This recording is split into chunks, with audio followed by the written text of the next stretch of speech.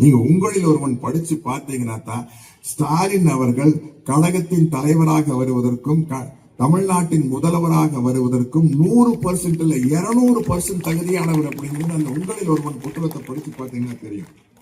என்னன்னா ஒரு முதலமைச்சர் பார்க்கும்போது நம்மளுக்கு ஆரம்பத்துல ஸ்டாலின் அவர்களை பார்க்கும்போது வருஷம் ஒரு பிரமிப்பு வந்தது. ஆனா போன வருஷத்தை விட இந்த வருஷம் நல்லா இருக்குது, இந்த வருஷத்தை விட அடுத்த வருஷம் நல்லா இருக்குது அப்படின்னு போக போக என்ன ஆகி போச்சுன்னா வருடம் வருகிற பிரமிப்பு ஸ்டாலின் அவர்கள் கிட்ட அது மாசம் வர பிரமிப்பா மாறுச்சு. அது வார வர பிரமிப்பா மாறுச்சு. இன்னைக்கு ஈச் அண்ட் எவ்ரி டே ஒரு பிரமிப்பை ஏற்படுத்திக்கிட்டு இருக்காரு. அந்த பிரமிப்பை எதிர்த்து நிக்க முடியாம தான் எதிர்கட்சிக்காரங்க எல்லாம் திண்டாடுறாங்க.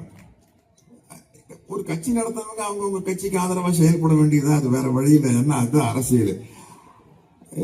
நீங்க இதை விட என்ன செஞ்சிட போறீங்க? இதை விட உங்களால என்ன செஞ்சிட முடியும் அப்படிங்கிறதா, இதை விட கம்மியாத்தான் செய்ய முடியும். அதனால இந்த ஸ்டாலின் ஆட்சி தொடர வேண்டும் என்பதற்கு மிக முக்கியமான காரணமே அதான்.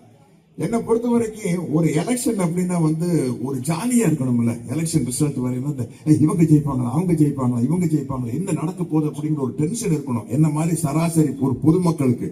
ஆனா உண்மையிலேயே சொல்றேங்க, இந்த எலெக்ஷன் ரொம்ப போரான எலெக்ஷனுங்க. ஏன்னா ஒரு டென்ஷன் இல்லை, இவங்க ஜெயிப்பாங்களா அவங்க ஜெயிப்பாங்களாங்கிற ஒரு டென்ஷன் இருந்தா தாங்க எலெக்ஷன் ரிசல்ட் வர்றதுக்கு எங்களுக்கு எல்லாம் ஜாலியா இருக்கு. இது கன்ஃபார்மா தெரியுது, ஸ்டாலின் அவர்கள் தலைமையான இந்த ஆட்சி தான் வரப்போகுதுங்க. அந்த காலத்துல எலெக்ஷன் ரிசல்ட் இந்த பேலட் ஷீட் தான் வரும்.